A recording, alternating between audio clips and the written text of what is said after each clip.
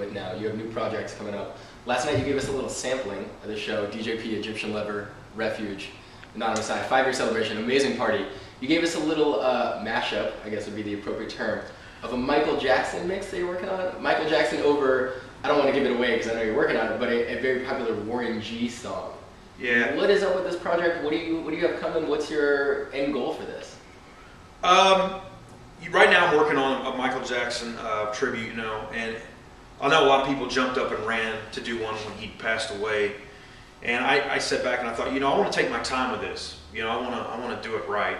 So it's been, I know, almost a year. Well, it's going to be a year, what, June that he passed away? I can't remember, but, and here we are in April. But I've been working on this thing, and yeah, like last night, I blended the regulators. Oh, you're going to give it away. You really are telling everything. Regulars, okay. Well, yeah, it was, maybe I shouldn't. We'll just leave it at that. But we'll just say a very popular Warren It just G happens song. to, yeah, everybody will know what it is. But it works. You know, the blend works, and it's just having an ear. You know, that's what DJing is. It's like producing. You just hear it and you put it together, Well, that's and it actually either what I works asked you. or it doesn't. That's what I want to ask you. When you started thinking of the Michael Jackson tribute mix, were you hearing Michael Jackson songs and thinking this would go great over this beat? Or were you hearing Warren G and saying this Warren G song would sound great with this instrumental with Michael Jackson a cappella over it? How did those songs sort of come to be created? Funny thing is I came up with that mix probably 3 or 4 years ago.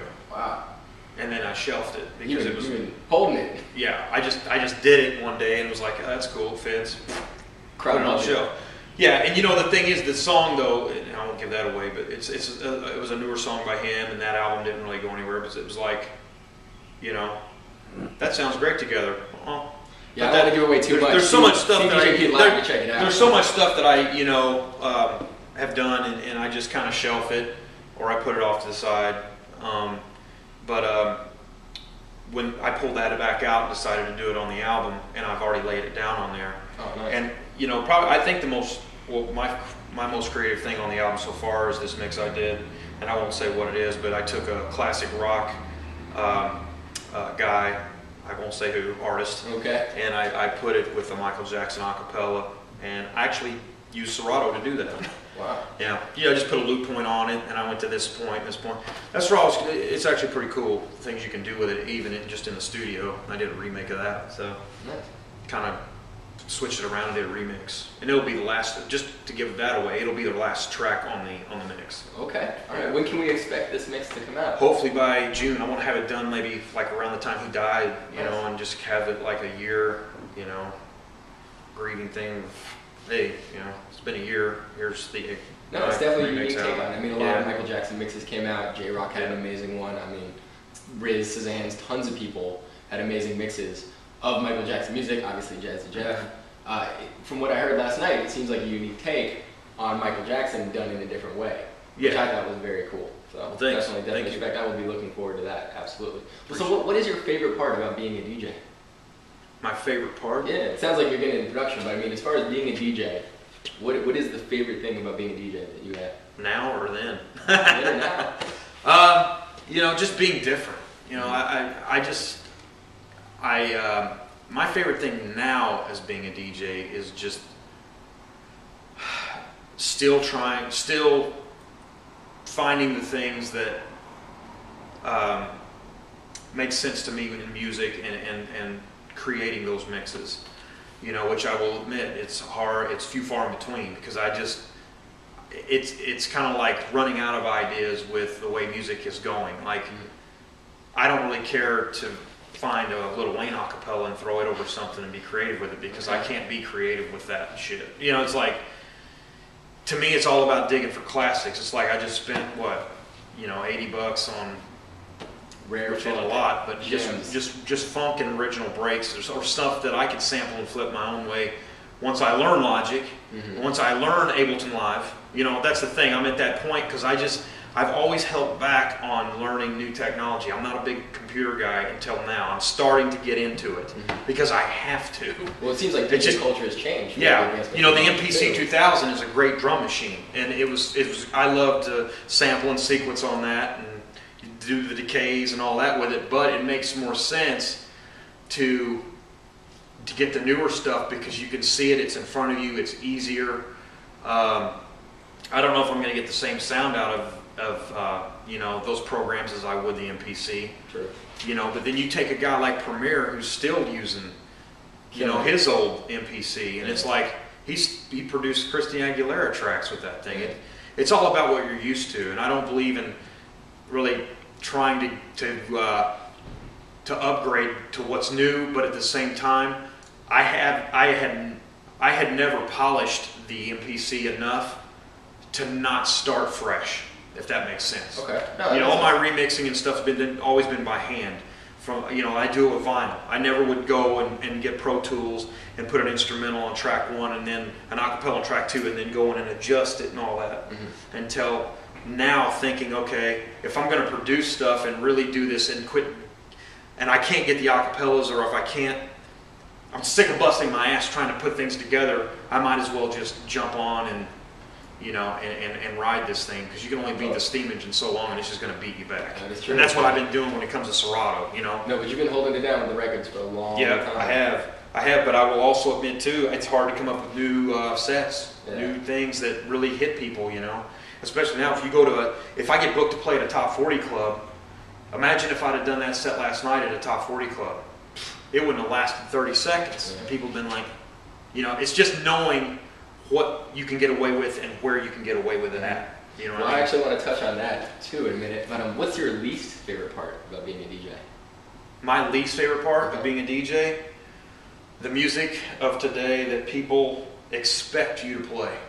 I don't like the thought of going into a club and having to be looked at and viewed as a jukebox, when these kids don't even realize what it takes to do what someone like I do. Oh, much respect. It's like you don't realize that you heard 3 things at once, and it was because I was quick enough to get the record on and place the needle on it and go boom. Yeah. But your looping game is crazy. Yeah, with the effects unit and all that. Thanks. Yeah, that's the shit. But why? In my mind, it's like, why should I? Even last night, let's say that I already had a record made with that loop where I didn't have to do that and loop it and unloop it on time. Let's say that I had a record where I already pressed it and made it like that. No one there would have knew. They would have still viewed it as what I just done. Maybe a couple. Yeah. But do you get what I'm saying? That's why Serato has completely... But you brought the performance element. You took the records off. Yeah, I took it off and got on the mic and go, okay, I explained it to everybody, which is kind of people funny. People went nuts. People went crazy. Right. That was part of the live show. And I think that's the problem with DJing. Not enough people understand it because nobody's ever explained it. I mean, if you just... And I thought about doing this, doing a tour of all these colleges on DJing and break it down. My younger brother came up with this idea. He's like, you should put this thing together, you and somebody else, and say, okay, here's why we did this. This is how we did it. And really teach what that culture was compared to what it is now. Because I think that culture of what I've been doing for years came and went so fast into digital that everybody really missed what we were doing. Like, they missed the fact that, wow, he had to do that and put that on in order for that to be one source. So that's something that, I think would be cool to do. And but going back to what I was saying, that's why Serato made it so easy for kids to be able to do it. Oh wait, I wish I could mix like Z-Trip and DJP. I wish I could do that. Well, you can now. You got Serato. Just put our album in Serato and play it at the club. And then all the girls will say, oh, he's so great. That's the problem. But when you see these changes in sort of DJ culture and, where it's gone from to where it is now, what are some of the elements from the past that you hope that these new young guns, these new kids with Serato keep with them? I mean, I know some DJs are like, I wish kids knew how to scratch. You can't be a DJ until you know how to scratch. You can't be a DJ until you know how to mix records. You know what I've noticed? Most kids nowadays can scratch better than I can. That's the bottom line. I'm not a scratcher. Never really was. My scratches are simple. And even then, I'm not like the kid that sat and really learned to crab and flare, and I have nothing but respect for that. Like DJ Presto One, a lot of cat, Rocksteady, a lot of other cats, Hubert, hands down, to me, #1 scratcher in the world. I respect that to the fullest because I understand what they're doing, and 2, I can't do it. But for me, I just feel the culture needs to go back to the streets when it comes to DJing, because that's where it came from. It wasn't the white suburban kid, like I said, with the funny hairdo and the douchebag, tight Affliction shirt up there with his headphones going like this in the picture. I think you just lost a clothing sponsor possibility. I may have, but oh well, I don't like Affliction.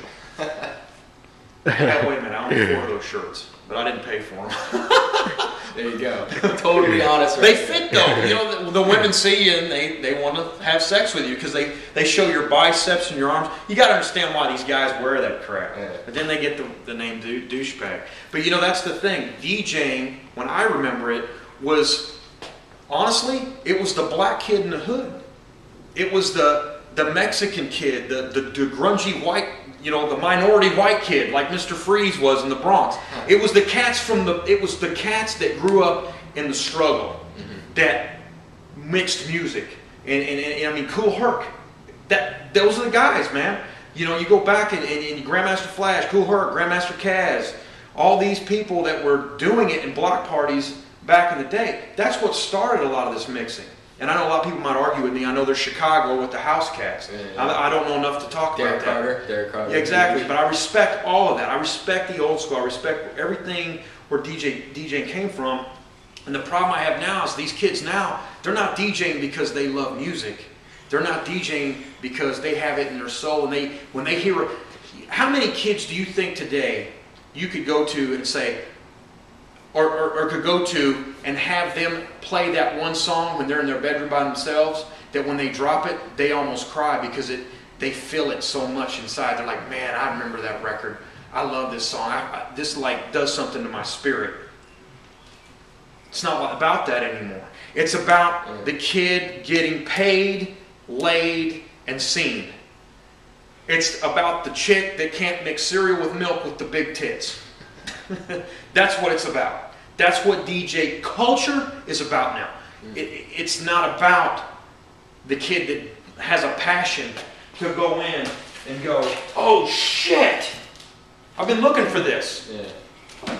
Not good. It's, what is that song you just played? Hey Michael, what is that? Hey, by the way, is my hair messed up? Okay, because she's coming. What is that song? Here. Oh, thanks, man. Yeah. I'm going to remember that, because that's the song that's going to get me laid. That's DJing. That's the problem I have with it. I stand up for the culture. I stand up for what I believe in. And music moved me as a child. It either moved me or it didn't. And that's why it's so hard for me through the years to go into a nightclub and play this garbage. And I've done it. Yeah. Because it's also hard to say, no, I'm not going to play for 2 hours for $4,000. It's tough. Money versus keeping it real. And that's what I'm saying. A lot of people are like, well, you're selling out. Well, that's easy for you to say. But if I can go into a club in Las Vegas and I can drop a needle for 4 hours, but have the balls to play this record for 8 bars to keep my sanity, and go into a J. Rue the Damager track and go right back into 50 Cent, then I've done something. But if I'm going to be that guy that's up there afraid to take chances and just play the hits back to back and be a cornball, I'm a sucker. But if I can go in and I feel like play the music that these people want to hear but still take them over here, left field, and when I see that I'm not getting away with it, and you find a way to do it. You don't just throw it in. It's finding that loophole in the music makes it to do it and then come back. You've done something, and then you don't feel such like a sucker night. And then you know what you did? You just made $4,000 that you're going to use to come and buy records at 360 vinyl that are good. That's the way I always looked at it. Like, I never looked at it as being a sellout. Records, not just download MP3s. Yeah. Exactly. But So no one's... I'm saying like me growing up, like when I used to live here and I played at Banana Joe's. Everybody knows Banana Joe's was a top 40 club. Yeah. At that club, I'd drop the Far Side. Wow. I had the whole place singing Passing Me By one night. Do you know why? I took a chance. Yeah. DJs don't take a chance, or DJs don't know how to take a chance, because DJs don't care. They're getting through the night to get their money and get laid and get free beer. Well, so how would you describe your DJ style then? Diverse. I love all kinds of music, from Journey to Jill Scott to Tribe Called Quest to, I mean, as far as party rock and stuff, what people understand and what they know, and then maybe what they don't know that they might like, or something that I'm going to play for me. Whatever happened to give the DJ a break? That's what that meant, was let the DJ play something for himself now. He's rocked you for an hour. Let the DJ, give the DJ a break. Let me drop this